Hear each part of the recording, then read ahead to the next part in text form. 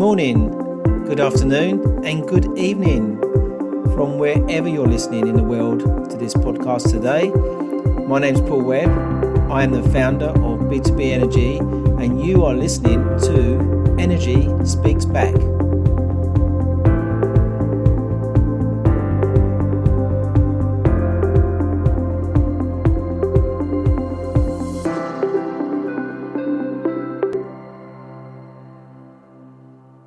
Good morning, good afternoon, and good evening, and welcome to episode 10 of Energy Speaks Back. Weekly, I present to you experts around the world. Our subject today is energy markets, and in particular, Japan. Our objectives, as always, is for energy experts to gain good understanding of the energy markets around the world. So today, I'm joined by an expert in his field. This person provides energy market information in Japan and has been doing so since 2016. His company provides wholesale and retail knowledge with a bilingual team dealing with worldwide companies to enter the Japanese market. So, without any further ado, I give you Dan Shulman. Good evening, Dan. So, how are you today, and how's Japan? I'm very well, thanks. Japan's not bad. We've been generally blessed with a less severe COVID situation than a lot of the world throughout this year. Bracing for what the winter might hold, but feeling optimistic. Made the best of the year. Brilliant. Well, Dan, for the listeners, obviously, you don't have a Japanese accent. That accent is surely not from Japan. So tell us about yourself. Well, I'm from the U.S. originally. I grew up about an hour outside of Detroit, and so I went to college on the East Coast. I lived in California for a while. I lived in Texas for a while, and whenever people would say, "Hey, where's that accent from?" I say, if you can't tell where I'm from, then you're the one with the accent. I grew up an hour from Detroit. Went to college on the East Coast, and I've been bouncing back and forth between the U.S. and the Far East since I was an exchange student in Japan a little over 20 years ago. We've been back in Japan continuously for the last 3 years and intend to stay at this point. I worked in the nuclear industry for about 10 years in the mid 2000s to mid 2010s when in the U.S. and I suppose in the U.K. and in some other countries where you and I have friends, it looked like there was going to be more construction of new nuclear plants for a while. Yeah. So I did that for a while, and then the electricity market in Japan deregulated at the beginning of 2016. So I shifted away from nuclear more generally to electricity markets. Got involved in helping a lot of foreign electricity retail companies get themselves established in the Japanese market, as well as helping some Japanese utilities establish their open innovation programs, some of which ultimately grew into their corporate venture capital arms. And now for over a year, I've been running my own consultancy, which covers everything from retail and wholesale power markets to renewables development. And probably our single biggest focus is helping energy and energy technology companies from around the world get a foothold in Japan or accelerate their existing businesses in Japan We like to say that we are the eyes, ears, and boots on the ground of our clients. And it's only become more so in the COVID situation. Although this is obviously a hard situation for everyone in a lot of ways, we've been blessed in that, in a certain sense, it increases the value we can offer to our overseas clients in these constrained circumstances where they can't just hop on a plane and come over here. Yeah. And do you have wholesale prices? Do you monitor wholesale prices over there? Yeah. We keep an eye on them. So there was almost no volume on the wholesale market when retail was deregulated, not quite 5 years ago. It was something on the order of 2% of total power delivered in the country. A few months ago, that hit 40%. And so there's been really healthy growth in the wholesale market. So you can imagine prices have come down. They started in kind of the mid to low teens. And I guess I'm thinking in yen. So we're talking, you can kind of think 1 or 1.5 less if you want to convert it into US cents. Yeah. It started in the 13 to 15 yen range over the first couple of years, came down and settled in the 7 to 9 yen range. And then, COVID has just, well, not literally knocked it through the floor, because unlike a lot of other markets, there are rules here that prevent prices from going negative. But COVID has really knocked it down into the sub 6 yen range. It's kind of hovering around 4 to 6 yen for kWh lately. And how many suppliers out there are competing for this market? So we've still got the 10 legacy utilities from before deregulation, and they still have something on the order of 80% of market share. But we have about 700 licensed retailers. Wow. Now, that's a somewhat misleading number, because over 150 of those companies are not serving any load, literally no load. Right.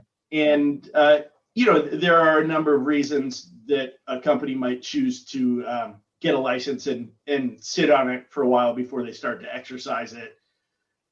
There are also companies who just bit off more than they could chew and didn't get their businesses off the ground. But I think in terms of really gauging the level of competition in the market, it's probably most interesting to look at the top 25 to 50 retailers. That's where you'll see the really interesting customer numbers. With the allowance that there are some regional retailers who they're not trying to tackle the nationwide market. They set out to do something in a limited region. It's small, but they're doing it. So one of the so I can only compare. Obviously, I've been brought up in the UK regarding energy, sort of brokerage, utility management, as such, and we focus a lot on interval data and sort of gathering that data. So anything over 100 kilowatt will have, by legislation, a half-hourly meter, so we can pull that data back, and the suppliers use that to understand the profiles. Is that an exercise that is replicated in Japan? It's similar here. So prior to deregulation, a policy was already put in place by the government to install smart meters nationwide by sometime in the mid 2020s. And TEPCO, Tokyo Electric, the biggest utility in Japan with nearly 30 million meters, I believe has basically finished their installation. And it's underway in other utility zones. And in addition to just sort of this ultimatum by the government to get them in place, there's also a rule that when a consumer switches away from the incumbent utility they had been with, the utility then has to go and install a smart meter at that point in time.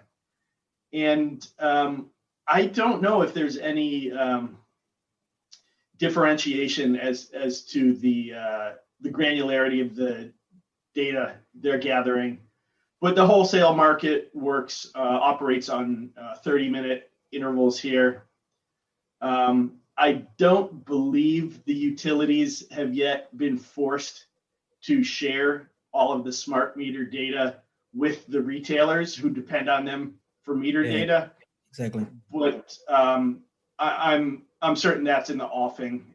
And also, I know there are utilities or retailers, marketers, non-generating utilities, who are toying around with these basically installing something equivalent to smart meters on their own. It tends to be a variation on the type of monitoring equipment that you might use within an industrial facility. You can use it for all kinds of purposes, but I know there are some that have, is it LoRaWAN, this long-range Wi-Fi protocol. Right. I think it transmits for something on the order of 15 kilometers and has some capacity to go through concrete and so forth. So some utilities are playing with equipment which in theory would allow them to install this in their consumers' homes at the meter themselves, irrespective of how cooperative the T&D utility is or isn't being, and then position receiving equipment in different places to aggregate the data from all their users. Hoping to see that evolve a lot, because in addition to the obvious benefits that can be had on all sides of the transaction anywhere in the world, I think a lot of Japanese people are particularly well disposed to becoming prosumers. So I think a lot of not to caricature it too much, but I think there are a lot of retired old men or housewives sitting at home who, if they've already had the courage to tangle with the internet a little bit, they're also going to say, "Oh, I can see my electricity data," and get really interested in it. Yeah, and that's the idea, is so people can start having visibility on their energy consumption. So on that sort of approach, when you look at the markets, are you looking at both commercial and residential? Do you have any particular areas that you focus on? Yeah, so my background the first several years in this market, when I was actually supporting retailers entry into the market or actually running a retailer, was much more on residential and small business, which in Japanese parlance they categorize as low voltage. Right. But now, my advisory business is starting to engage a lot more with C&I customers. particularly, data centers are really getting hot recently, Right. but commercial and industrial more broadly. I think even over the last couple of years, there's been this sort of opening of their eyes to the ability to take to have to negotiate, to choose your supplier, to really have some influence over the type of power supply deal you have. And I'm sure Japan is not unique in the growth of interest in corporate PPAs, even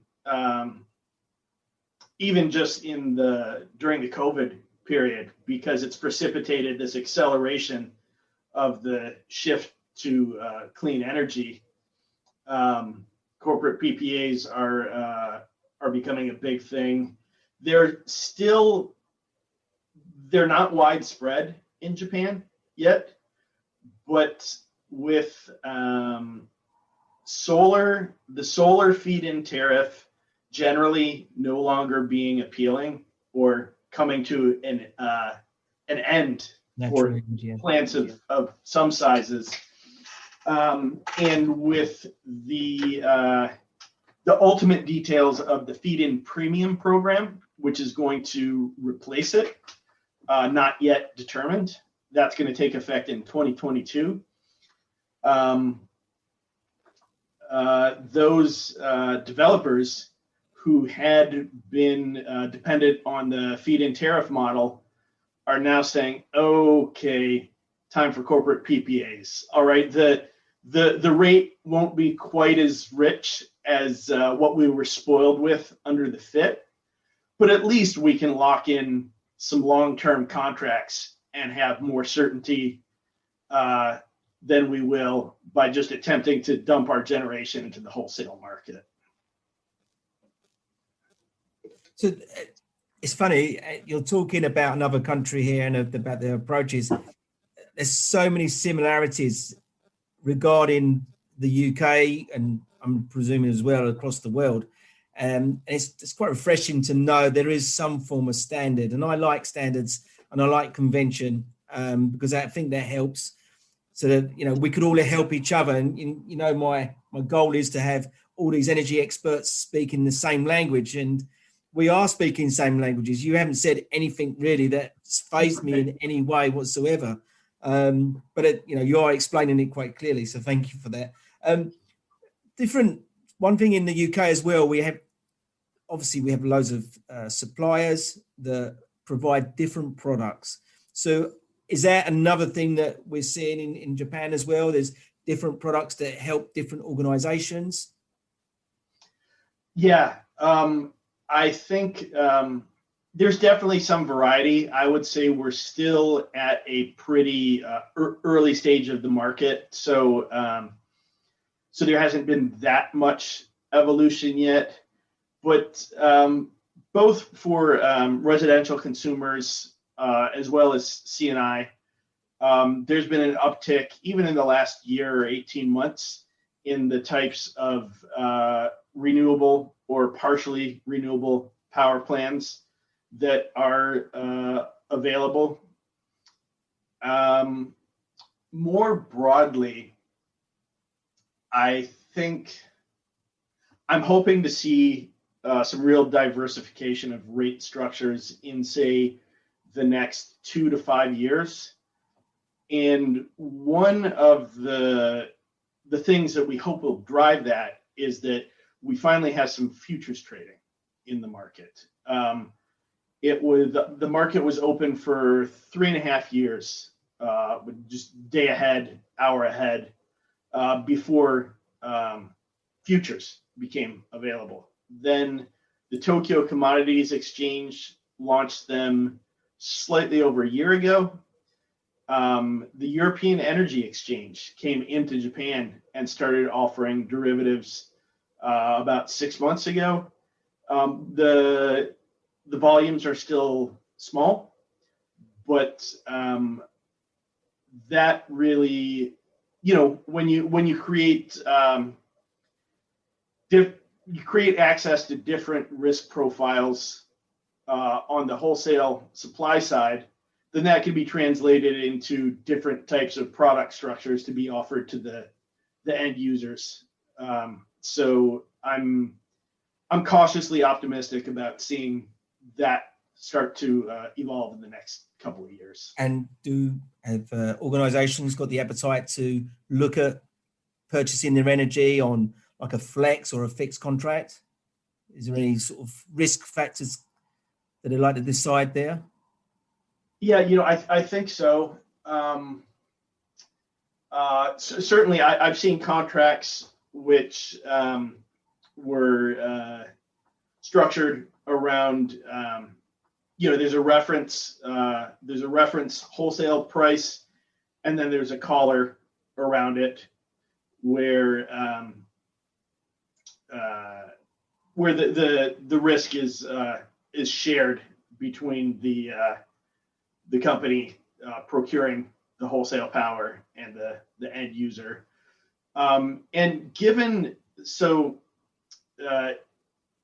Japan is such a heavily industrialized country. I don't even need to rattle off the names of some of the big conglomerates. Everyone knows them.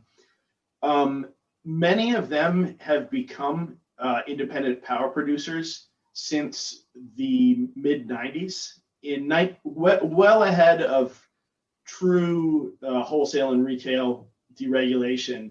They started allowing IPPs to exist in 1995. Right. So you have a lot of industrial users who may first have built plants for generation for their own industrial facilities, and then started supplying some of it to other industrial users in PPAs.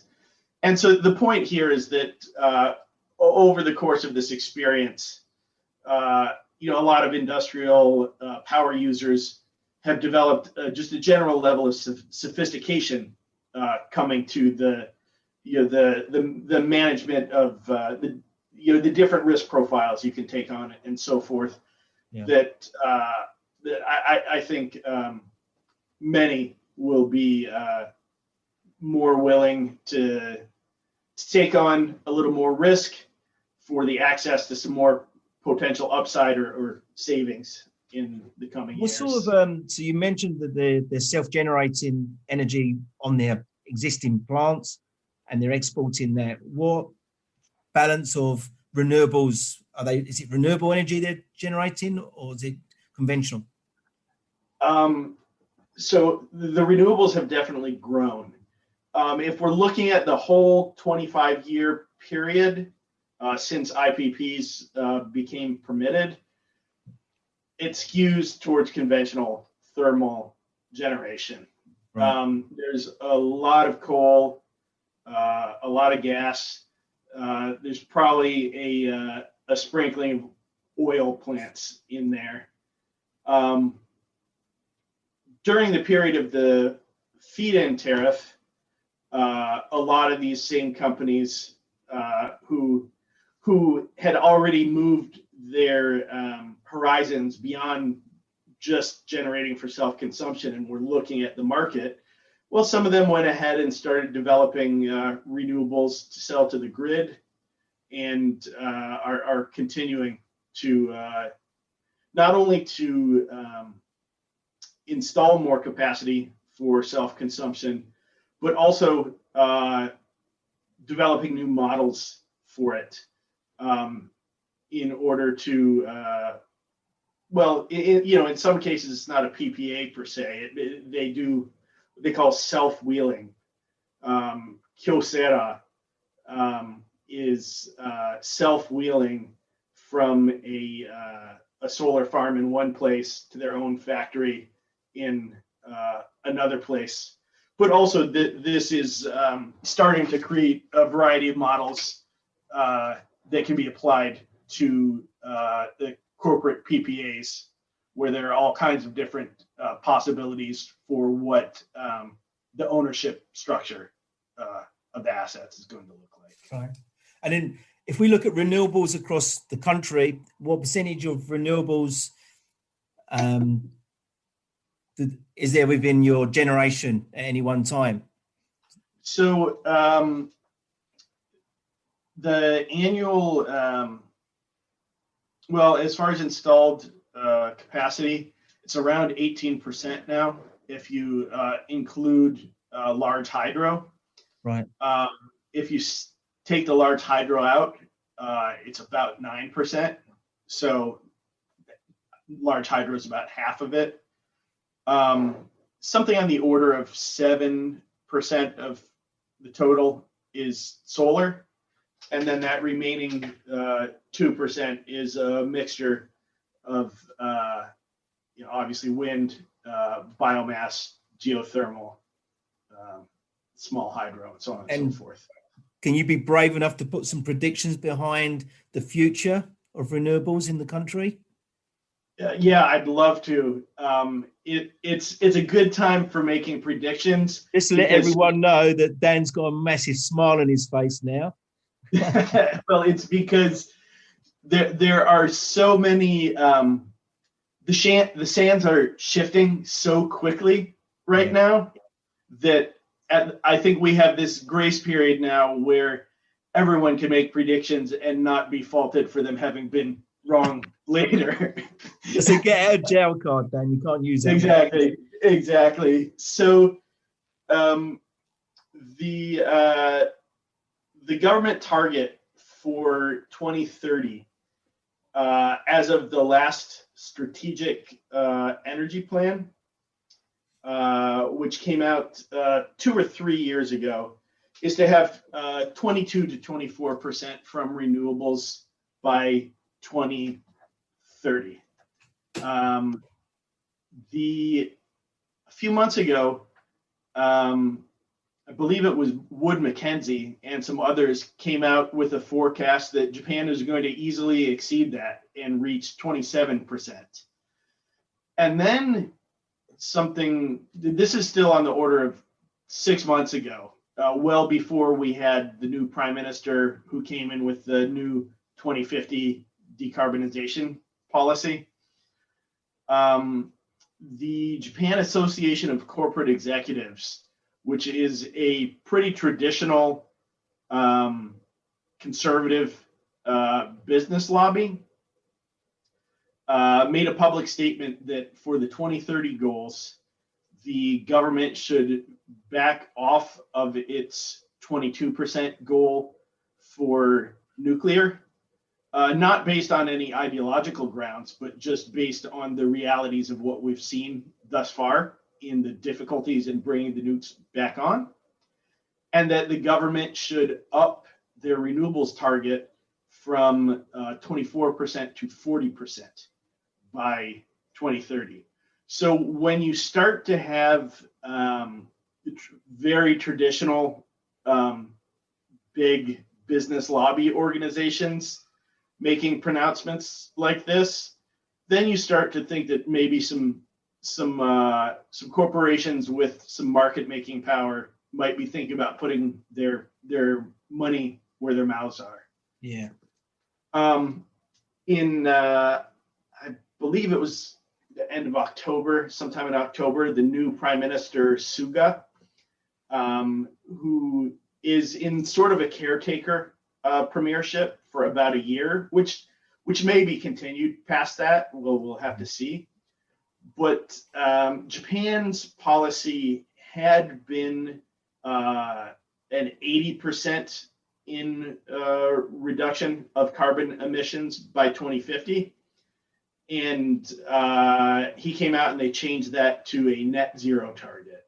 So with that as a long-term indication of the direction, with conservative business organizations coming out in favor of more aggressive targets for 2030, I don't want to cop out and say it's anyone's guess, but I'm quite confident that we're going to do better than 24% and probably even 27%. in the next 10 years. And Japan, while known for being slow to change, also once it does change direction, the whole ship tends to go full steam ahead. Yeah. So I think we might see some unexpectedly good growth in the next 10, 20 years. That's great to hear. So Dan, what I always like to sort of start winding this up and ask my my special guest, what is there anything that you can give back to the audience today? Is there any advice you can give them or some words of wisdom? Sure. Well,